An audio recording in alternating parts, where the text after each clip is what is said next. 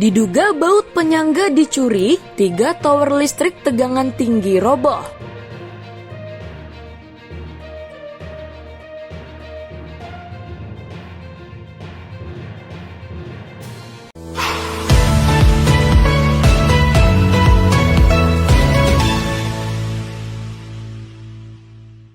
Tiga tower saluran listrik tegangan tinggi di Kabupaten Pelalawan Riau pada hari Selasa malam sekitar pukul 22 waktu Indonesia Barat, tanggal 22 Oktober 2024 roboh. Robohnya 3 tower sutet berkapasitas 500 kV di Kelurahan Kerinci Barat, Kecamatan Pangkalan Kerinci, Kabupaten Pelalawan pada hari Selasa malam menyebabkan jalan akses koridor perusahaan PT Riau Andalem Pulp and Paper dari kota Pangkalan Kerinci menuju ke Basrah atau Logas tertutup. Truk logging dan batu bara perusahaan bubur kertas milik Sukamto Tanoto tidak dapat melintas. Untuk menyingkirkan kabel listrik tegangan tinggi yang melintang di jalan PT RAPP, pihak PLN terpaksa memutus kabel dengan alat mesin pemotong. Hampir 5 jam atau tepatnya pada pukul 3 waktu Indonesia Barat dini hari, kabel berhasil dipinggirkan. Satu persatu mobil truk logging kembali dapat melanjutkan perjalanannya.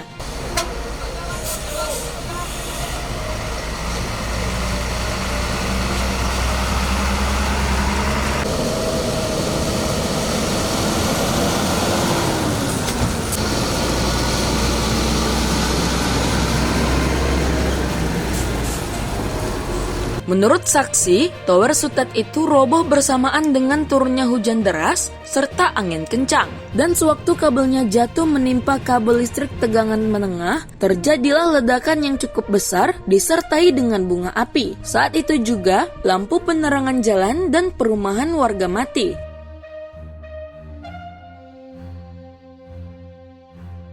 Udah berapa lama nih Bang antri di sini Bang? Udah kurang lebih 3 jam bang. 3 jam ya? 3 jam bang. Kejadian kabel tower putusnya jam berapa tadi Bang? Sekitar jam 10 malam tadi. Kenapa Bang? Angin atau Bang?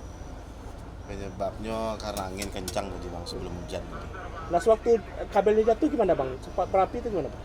Sempat beradu sama, ini kan yang jatuh ini kan kabel sutet. Sempat beradu sama kabel PLN.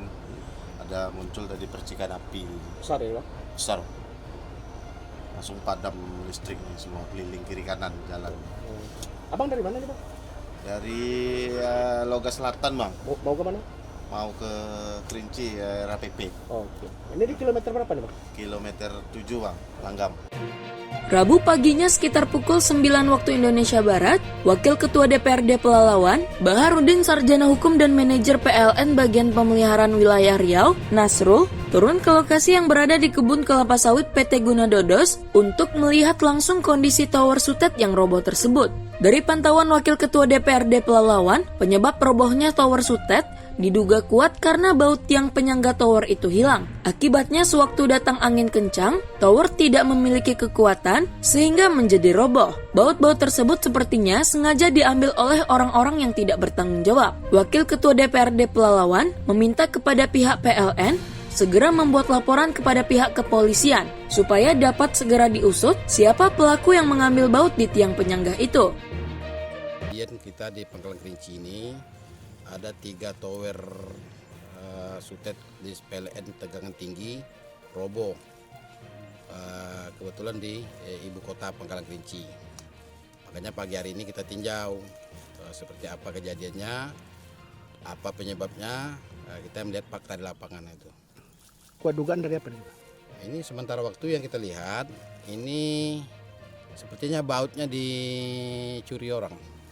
Nah, ini tidak tahu kita apakah sabotase atau ada orang nakal yang mau pingin bautnya untuk dijual lain. Nah, tetapi ini tentu sangat berbahaya. Kalau kejadian seperti ini, yang pertama ini mengganggu arus listrik dan mengganggu orang ramai.